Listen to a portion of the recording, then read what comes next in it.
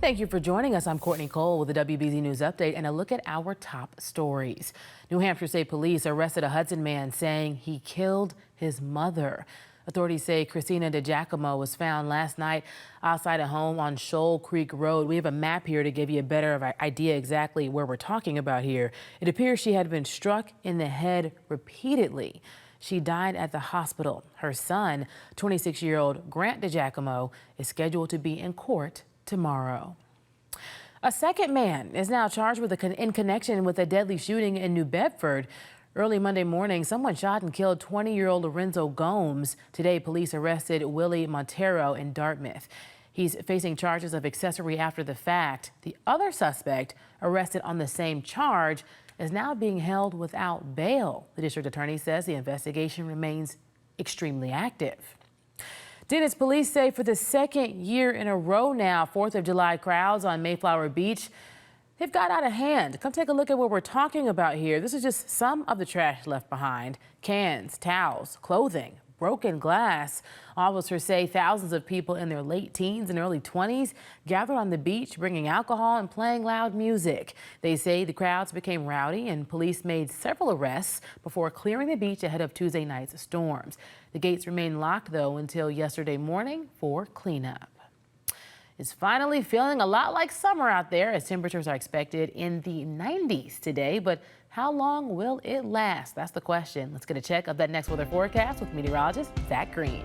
No denying it is a hot one, and we are in the middle of what is going to be a heat wave, probably in many locations. As yesterday we dialed in the 90s, today we have a chance of getting there in many spots too, and tomorrow we'll sort of triple down for that trend. You need 3 90s or above to officially get to that heat wave category. As of now, the heat advisory somehow just reserved north of the Massachusetts and New Hampshire border. This is just up into the Granite State, and even at that, the seacoast of New Hampshire is not included. But down in Massachusetts, we actually have warmer temperatures than what they have up in the Lakes and Mountains region, and even the Merrimack Valley with a current heat index anywhere from 92 to 94 degrees. Yes, Manchester is rivaling that, but the actual air temperature is still short of 90 in Manchester, as well as Keene. It's feeling like 96 in Taunton. Could be feeling close to the triple digits in many areas between Boston and Providence by the middle of the afternoon. Relief by the water. Always seems to be the case. We have a southerly breeze. It's not doing a lot over towards New Bedford. You're still feeling all of 90, but you notice the effects as we go out towards Cape Cod, Martha's Vineyard, Nantucket. Sweltering dew points. This is thick,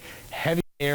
If there is any breeze in sight, it's probably feeling like a blow dryer, to be quite honest with you. And this is just about as bad as it gets for the region. And with the moisture available, we may do enough to spark off a few showers, maybe even a thunderstorm today, tomorrow, and Saturday. There's not going to be much difference over the next few afternoons, and in fact we can actually include it in the morning trend as well. As of now, an air quality alert remains in effect through the end of the day over in Essex County, seacoast of New Hampshire, and in Boston too. These are the scenarios where ground level ozone gets a little bit higher. What does that mean? Well, for folks with respiratory concerns, pulmonary issues, this is going to be an irritant. But if you are thinking about a long strenuous activity, maybe you're gardening, you don't even want to be doing that. A long run, take it out of the equation. A day to lay low and just take advantage of the sunshine for what it's worth. Little spot shower moving to the western side of the state.